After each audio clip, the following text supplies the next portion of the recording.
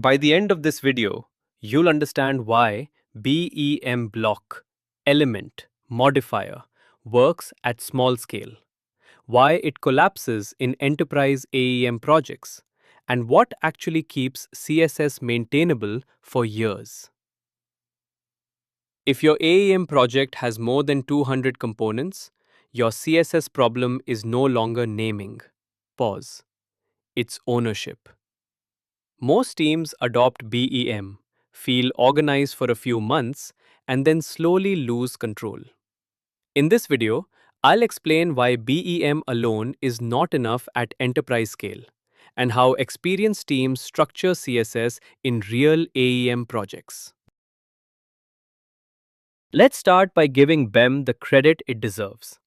BEM solves some very real problems in CSS, especially as projects start to grow. First, predictable naming. When you see a class like card double underscore title dash large, you immediately understand where it belongs and what it affects. That clarity alone reduces a lot of confusion in large teams. Second, reduced selector conflicts. Because BEM relies on flat, explicit class names, you avoid deeply nested selectors and unexpected overrides. Styles become more stable and easier to reason about. And third, easier component level styling. BEM encourages thinking in terms of components, not pages. That makes CSS more modular and easier to maintain over time. So let's be clear. BEM is not wrong. It's incomplete. BEM helps you name and scope styles, but by itself, it doesn't solve bigger challenges like scaling CSS across multiple teams, managing variations, or handling cross-page consistency. And that's where the real discussion begins. Let's dig a little deeper. While BEM helps with naming and predictability, it doesn't magically solve CSS at scale. Here are the real problems teams face. Huge class names. Modifiers and blocks can get long and hard to read. Deep nesting.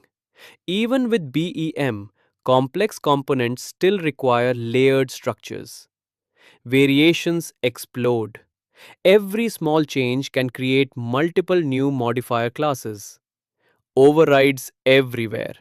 Styles start conflicting, and you end up with lots of important fixes. For example, a simple banner component might start small, but soon it has 15 modifier classes just to handle all variations across pages and breakpoints. And here's the key takeaway. At scale, CSS complexity doesn't grow linearly, it compounds. BEM gives you predictability, but as projects grow, you need more than just naming conventions to manage complexity effectively. Let's talk about why CSS in AEM is different from a typical front-end project. A few unique challenges. Component reuse across pages. The same component might appear in multiple contexts, each with slightly different styles. Author-configured variations. Authors can tweak layouts, colors, or content, creating multiple style variations for the same component. Editable containers. AEM allows components to be rearranged, nested, or repeated, which adds complexity to styling. Brand theming. A single component may need to support multiple brands or themes without breaking reuse. Multiple teams touching the same components. Different developers, designers, or authors might all impact the same CSS, increasing the risk of conflicts. Takeaway. AEM doesn't just render HTML. It enables non-developers to change structure. This is why scaling CSS in AEM requires more than just conventions like BEM. You need patterns, architecture, and tools that account for dynamic, author-driven content. Let's get real. CSS problems aren't always about naming or syntax. Often, they are about responsibility and ownership. Ask yourself, Who owns base styles? Who owns spacing and layout rules? Who decides breakpoints? Who controls overrides and exceptions? When these questions aren't clearly answered, even well written CSS starts to fail. Conflicts arise, fixes become temporary, and scaling becomes painful. And here's the key takeaway: CSS fails when responsibility is unclear. Clear ownership and decision making are just as important as naming conventions or architecture. Without them, complexity compounds quickly, especially in enterprise AEM projects. Let's talk about a hidden source of CSS pain: global styles. These include global resets, those default styles applied everywhere; utility overrides, small tweaks meant to fix something quickly; quick fixes, one-off styles that sneak into global CSS. At first, they seem harmless, but over time, they create serious problems. Side effects: changing one thing breaks another in an unexpected place. Regression fear: no one wants to touch global CSS because fixes are risky.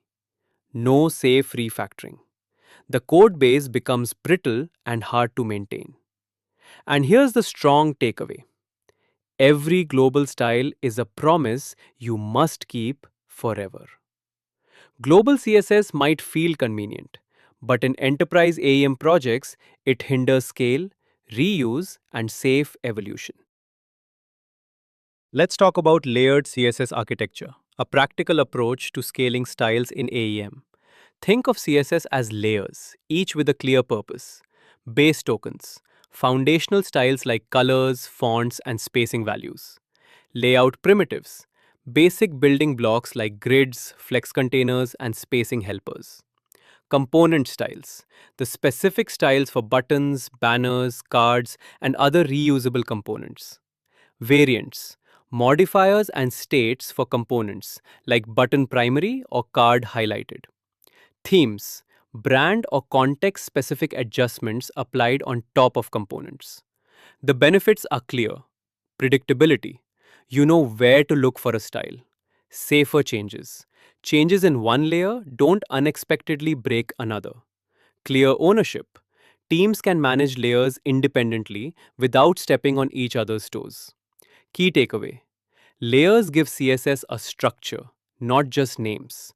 By organizing CSS into layers, you gain maintainability, scalability, and confidence. When building CSS for AEM, we have to remember: authors are not developers. The goal is to give them flexibility without breaking the layout. Here's how: expose variants, not freestyles. Let authors choose a predefined option, like card, compact, instead of adjusting individual properties. Controlled spacing options. Spacing should follow your design tokens, not arbitrary values. Locked layout primitives. Ensure the underlying structure remains consistent. For example, authors choose card compact, not font size 12 pixels. Key takeaway: good CSS limits choice to protect layout. By designing with constraints, you ensure consistent, maintainable pages while still giving authors the ability to create rich, dynamically content. After all the challenges we've seen, let's talk about what truly works for scalable CSS in AEM. Here's the practical approach: BEM for component naming, predictable, modular, and easy to understand. Utility classes for spacing, avoid ad hoc margin and padding tweaks. Tokens for colors and fonts, centralized control for consistency across components. No deep overrides, prevent cascading conflicts and brittle code. Strict review rules, enforce guidelines so the team stays aligned. Architect insight: scalable CSS is boring by design. It may not be flashy, but this approach keeps your styles predictable, maintainable, and safe to evolve. Exactly what you need for large, dynamic AEM projects. CSS doesn't break because teams forget BEM. It breaks because CSS is treated as decoration instead of architecture. In other words, if your CSS feels fragile, it's not a tooling issue, it's a scale issue. The solution isn't just conventions or fancy tools. It's about designing CSS with layers, constraints, and clear ownership so it can grow safely with your project.